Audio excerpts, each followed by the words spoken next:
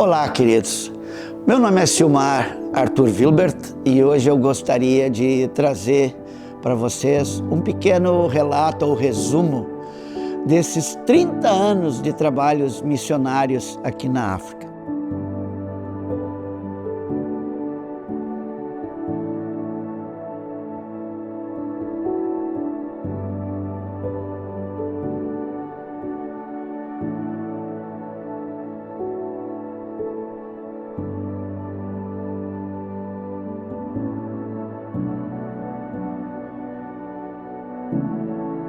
Eu nasci no ano de 1964 e fui criado ali na cidade de Três Coroas, no Rio Grande do Sul. E com a idade de 23 anos eu me converti ao Senhor Jesus Cristo e logo em seguida Deus já trouxe no meu coração uma chamada muito forte para eu ser missionário. E então, depois de conhecer a minha esposa, Ana Ruth, noivamos, casamos e em 1994 nós viemos então como missionários aqui para a África. Viemos primeiramente com um projeto de ficar de 2 a 4 anos, mas já se passaram 30 anos e Deus tem nos abençoado grandemente aqui e estamos com muitos projetos em andamento e em todos eles Deus tem nos dado muita graça, tem nos abençoado muito. O motivo pelo qual nós viemos para a África, ou nos tornamos missionários, é que quando eu me converti, os nossos líderes da igreja ali em Três Coroas, eles eram missionários também, que vieram do Canadá e vieram implantar igrejas. Em poucos anos eles tinham várias igrejas plantadas em toda ali, em Costa da Serra.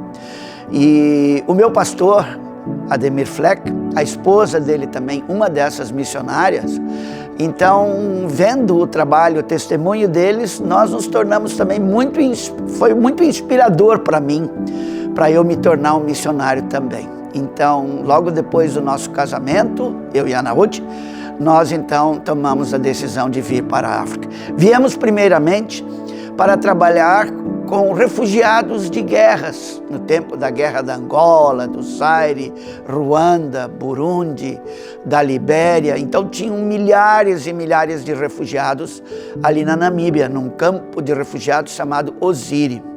E cada refugiado falava uma língua diferente, era de uma tribo diferente, de uma região diferente. Então nós viemos trabalhar com esses refugiados em primeiro lugar. Depois, com o término dessas guerras, então nós partimos então para uma nova fase de plantação de novas igrejas em diferentes localidades rurais da Namíbia, né? Em diferentes tribos, diferentes línguas, tradições também e culturas, e passamos então a organizar, plantar igrejas nessas tribos diferentes, como a tribo dos Hereros, dos Quangales, Umbucuchos, dos Rimbas, dos Bushmans e assim por diante.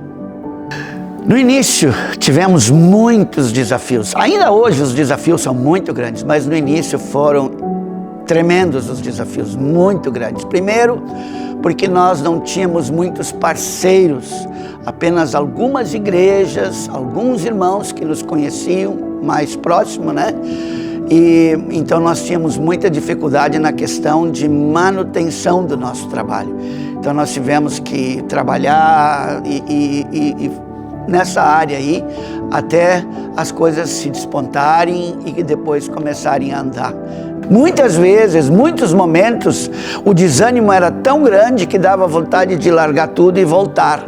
Mas uma palavra do Senhor que sempre me encorajou foi aquela de que aquele que tem posto a mão no arado não pode mais olhar para trás.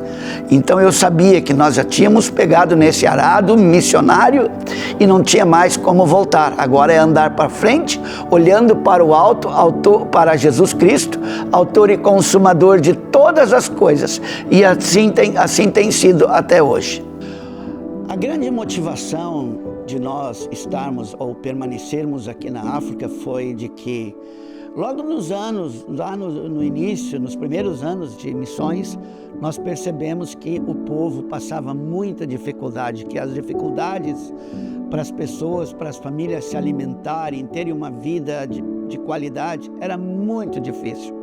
E depois, então, com a visita de um dos meus grandes amigos, o pastor Gerson Ortega, lá na cidade de São Paulo, ele nos desafiou, né? Por que alguém não poderia vir com um projeto para melhorar a qualidade de vida dessas pessoas? E daí foi onde eu percebi, né? E me senti, senti que eu poderia trabalhar nessa área, porque como eu venho, assim, de uma bagagem, né, da agricultura, eu fui criado na roça com os meus avós, eu tinha muito contato ali com a terra, com vegetais e tudo mais. O meu pai, mesmo trabalhando na fábrica de calçados, mas nos dias de feriados e finais de semana, ele estava sempre ali plantando e colhendo, e eu criei gosto por isso também. Então nós começamos a implantar esses projetos de ensinar o povo a plantar para poder colher, e tem dado muito certo. Hoje nós temos muitos projetos, 4, 5 projetos já aqui na África do Sul, na localidade de Nelson Mandela Bay, aqui na região.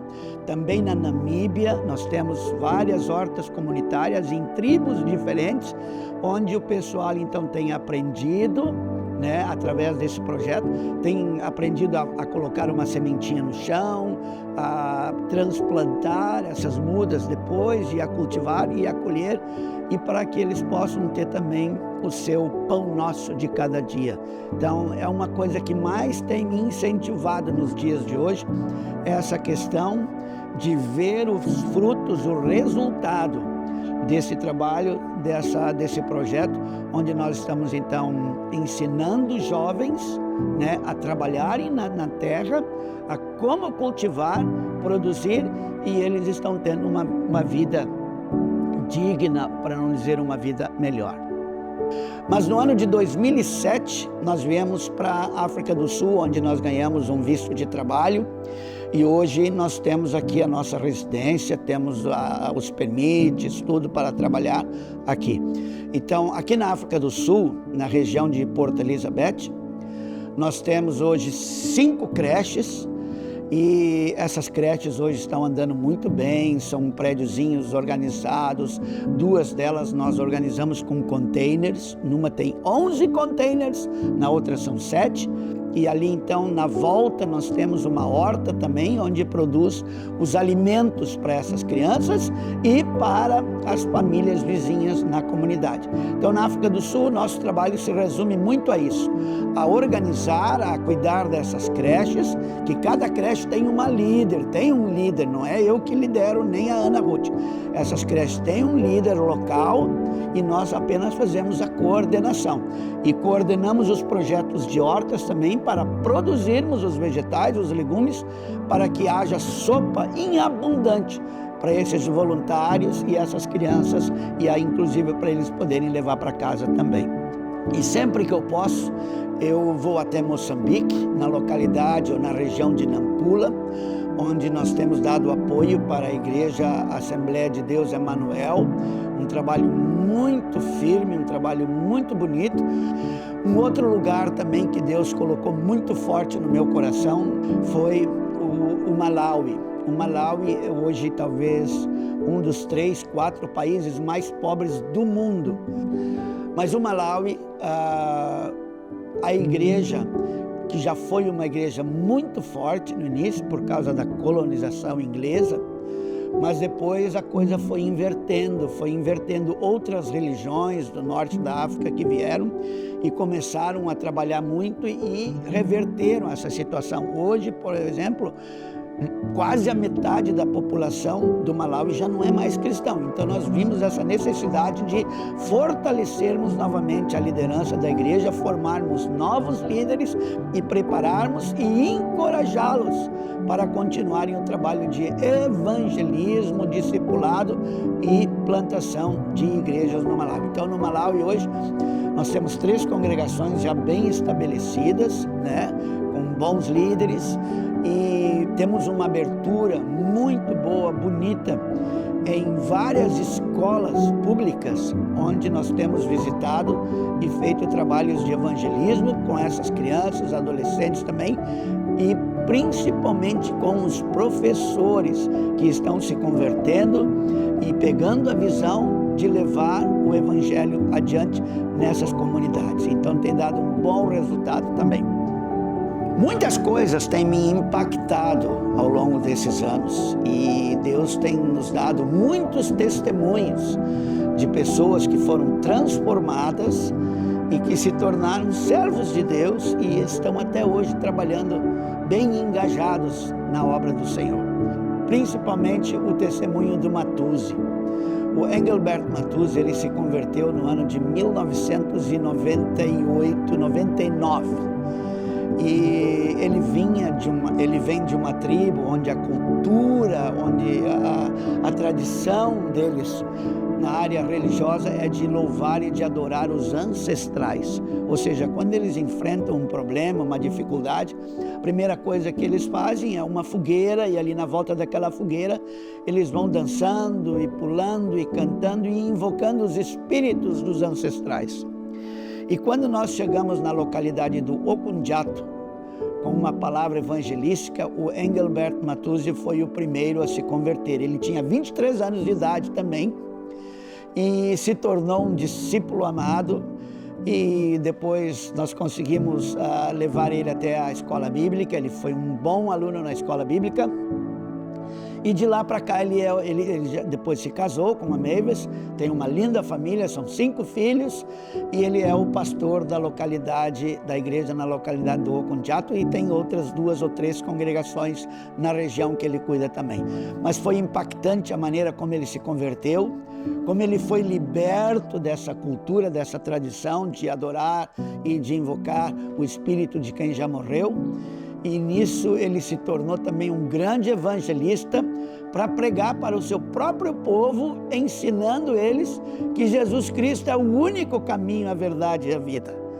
Os nossos objetivos daqui por diante, sendo que nós já estamos aqui há 30 anos trabalhando, a primeira coisa é manter o que já está organizado, o que já foi fundado, o que já está elaborado, manter esses projetos bem voltados para evangelismo e abençoar as comunidades, mas o principal objetivo é alcançar as famílias na comunidade com o Evangelho de Jesus.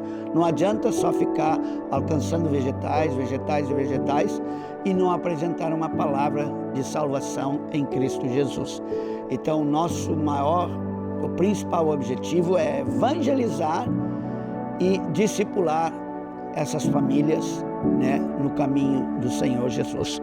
Uma palavra que sempre tem falado muito comigo, desde lá do início, é uma palavra que o apóstolo Paulo falou para a igreja de Coríntios, que está lá em 2 Coríntios, capítulo 2, e no versículo 14.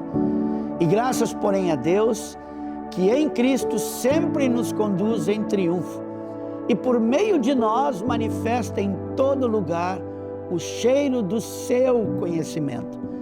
Então, tem sido muito prazeroso, muito gratificante ver que essa palavra tem se cumprido em todos os projetos, em todos os trabalhos que nós temos aberto e tem prosperado, e nós temos visto Deus nos levando sempre em triunfo. E isso também é fruto da oração e a intercessão de todos aqueles que têm orado e nos ajudado até aqui.